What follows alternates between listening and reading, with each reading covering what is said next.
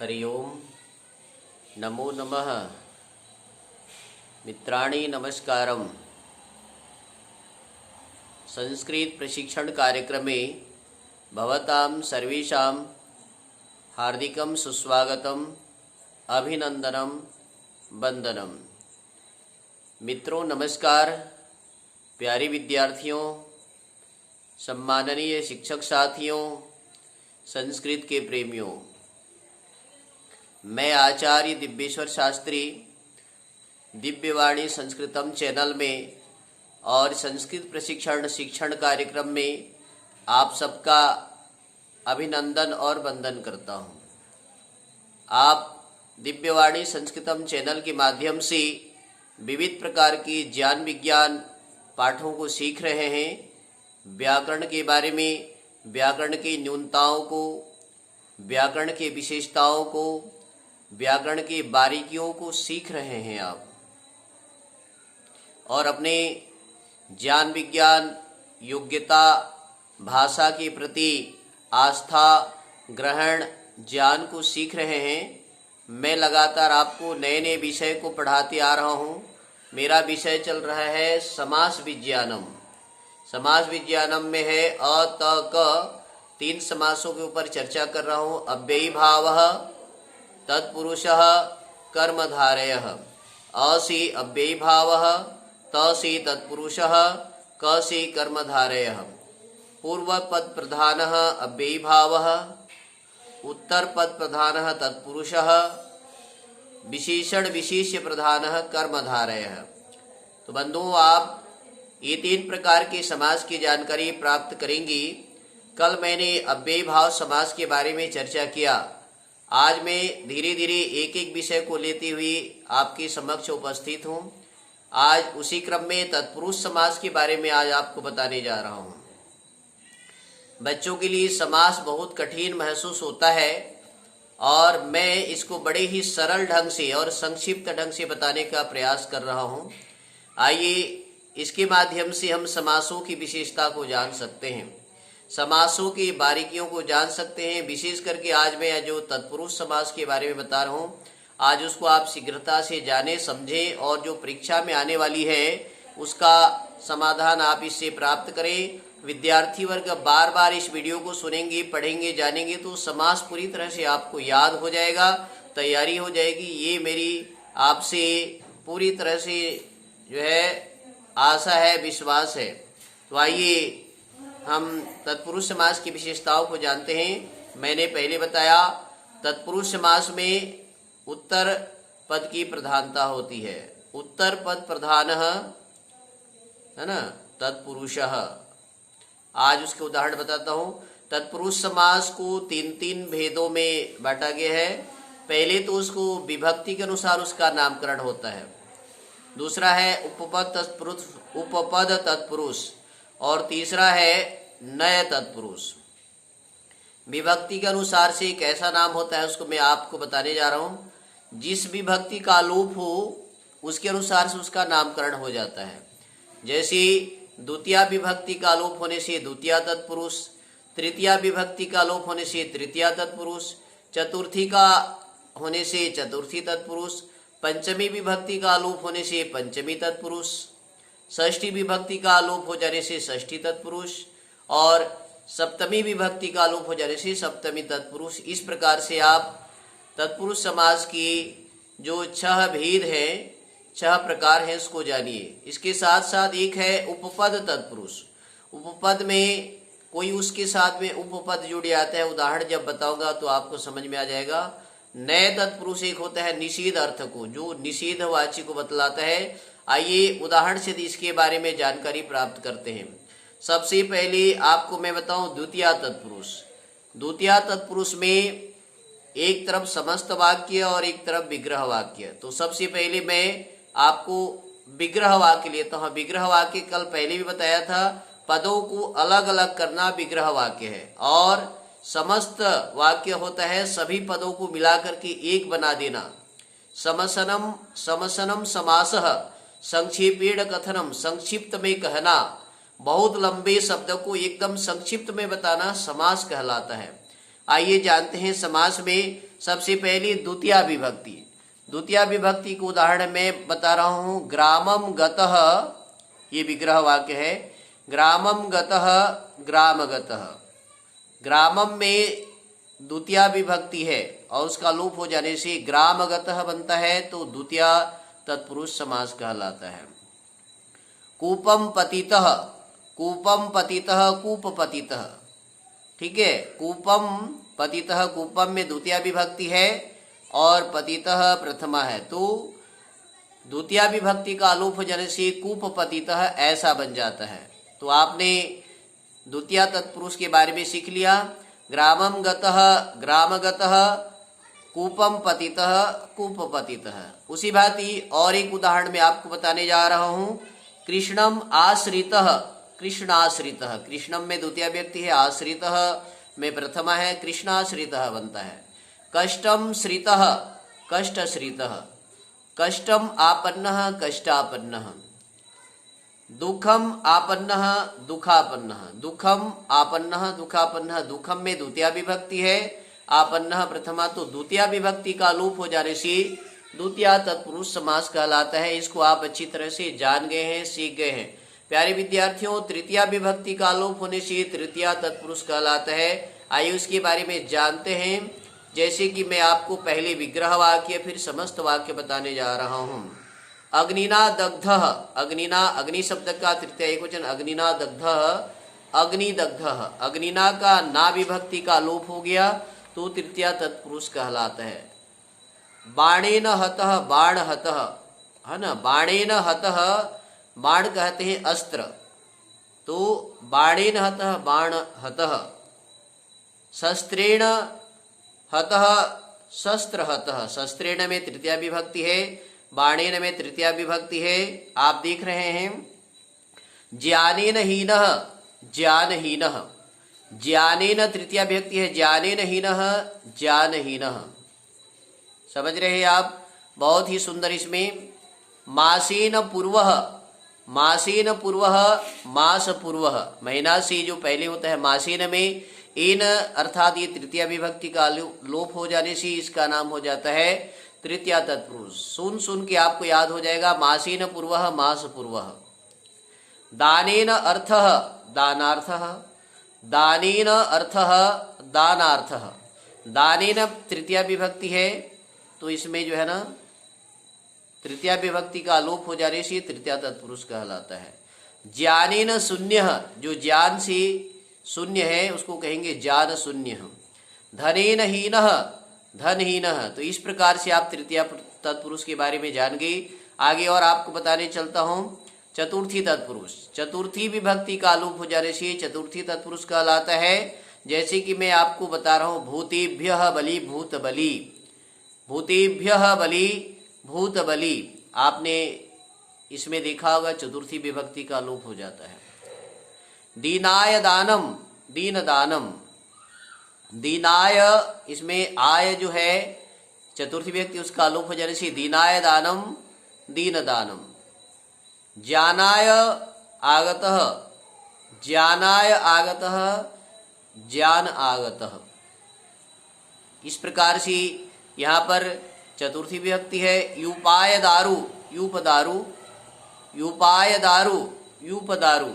इन सब में चतुर्थी विभक्ति, इन उदाहरणों को सुन करके आप जान जाएंगे ये चतुर्थी विभक्ति का इसमें प्रयोग हुआ है और विभक्ति का लोप होने से उसके अनुसार से उसका नामकरण हो जाता है।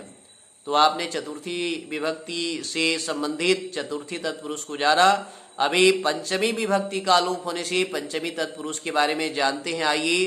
दुखात त्रातः, दुख त्रातः। दुखात में आत का लोप हो जाएगा, तो ये पंचमी से संबंधित है। पंचमी विभक्ति का लोप हो जाने से पंचमी तत्पुरुष कहलाता है। चोराद भयम, चोर भयम, चोराद भयम चोर भयम। वृक्षात पतितः, वृक्ष पतितः। सेनाद भयम, सेन भयम। राक्षसाद भयम, राक्षस भयम। पापात मुक्तः, पाप मुक्तः। ये देख रहे हैं सब में पंचमी विभक्ति का लोप है ना। राज भयम, राज्य भयम, राजभयम, इस प्रकार से जो राजा से डरता है राजभयम हो जाता है।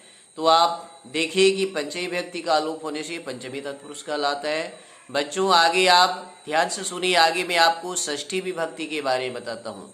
षष्ठी विभक्ति का आलोप हो जाने से षष्ठी तत्पुरुष कहलाता है। बहुत ही सुंदर उदाहरण, परेशाम उपकारः परोपकारः, परेशाम उपकारः परोपकारः, देवस्य भाषा देव भाषा, बहुत सुंदर उदाहरण, देवस्य भाषा देव भाषा, विद्यायाः आलयः विद्यालयः, यहाँ पर षष्ठी विभक्ति के सब में लोप हो रहा है।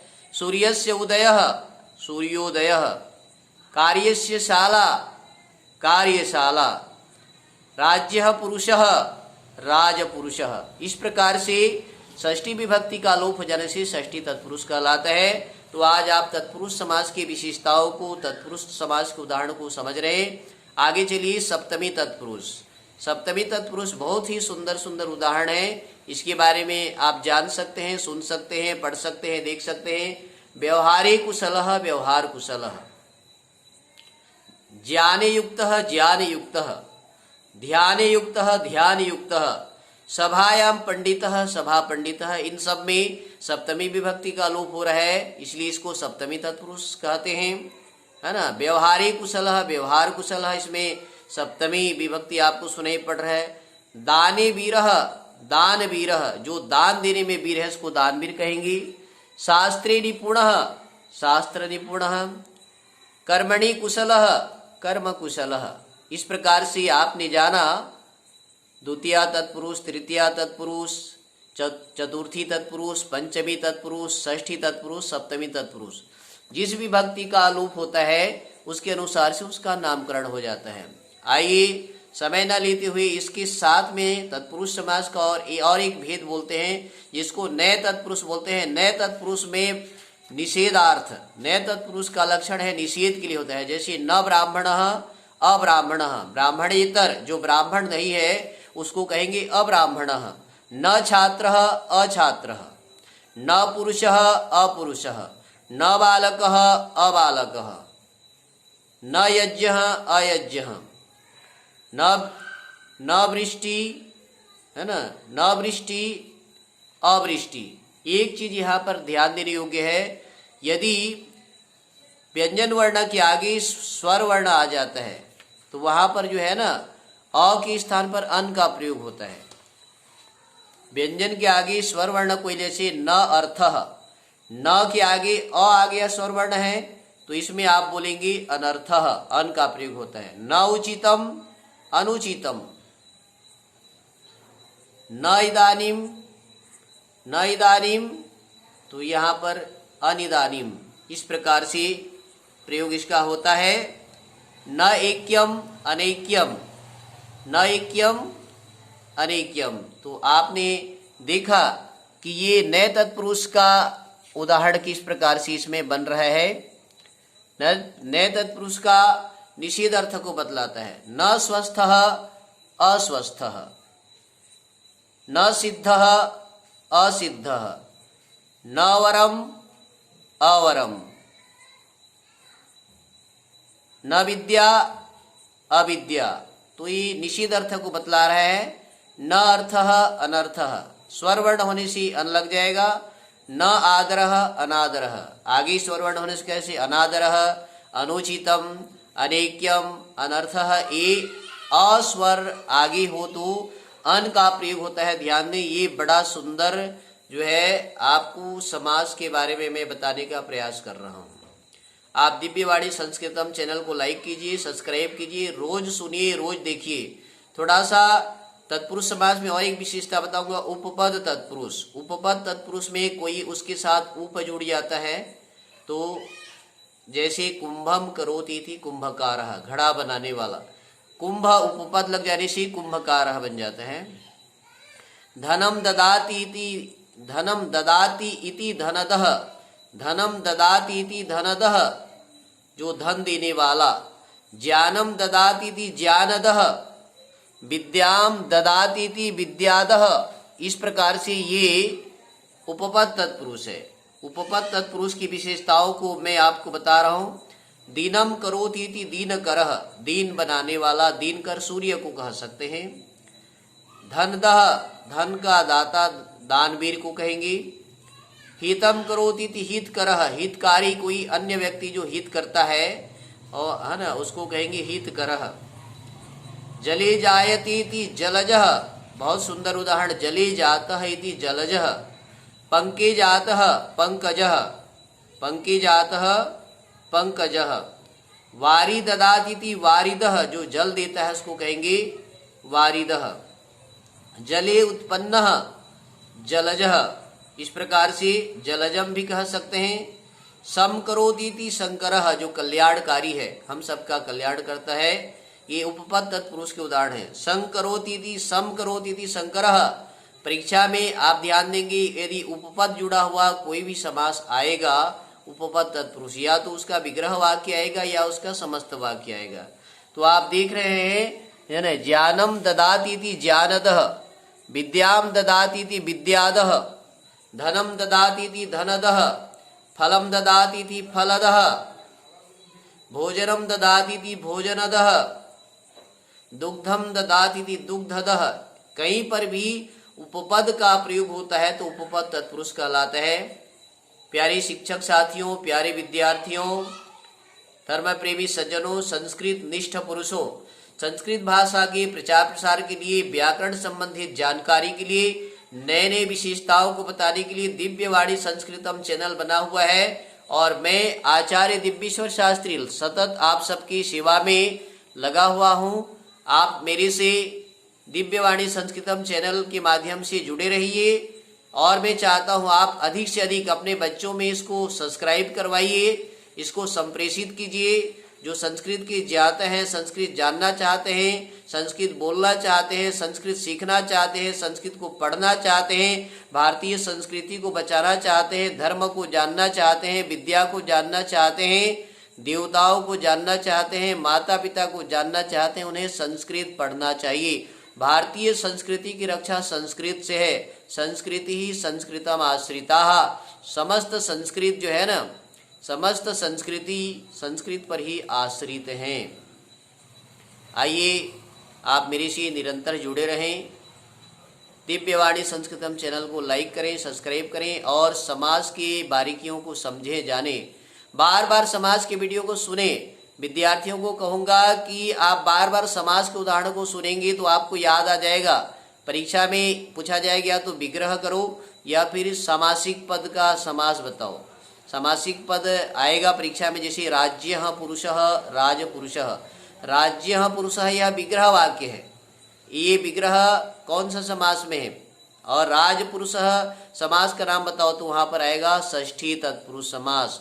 परेषाम उपकारः परोपकारः, परेषाम उपकारः यह विग्रह वाक्य है और उसका समस्त वाक्य बनाएंगे तो परोपकारः बनेगा। तो आप समझ गए होंगे तत्पुरुष समास के सारे भेदों को। द्वितीया, तृतीया, चतुर्थी, पंचमी, षष्ठी, सप्तमी, इसमें जिस भी विभक्ति का लोप होता है उसके अनुसार से उसका नामकरण बन जाता है।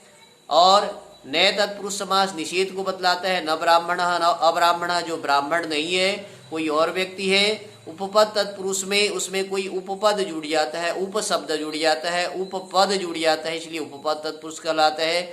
जैसे कि हमने आपको बताया ज्ञानम ददाति इति ज्ञानदः, कुंभम करोति इति कुंभकरः। इस प्रकार से आप सबको बहुत बहुत धन्यवाद देते हुए, नमन करते हुए, अभिवादन करते हुए मैं आचार्य दिव्येश्वर शास्त्री प्रतिदिन जो आप सबकी सेवा में लगा हूँ, दिव्यवाणी संस्कृतम चैनल के माध्यम से आप सबका अभिनंदन करता हूँ, नमन करता हूँ, वंदन करता हूँ। आप जुड़े रहिए, पढ़ते रहिए, सीखते रहिए। धन्यवादः।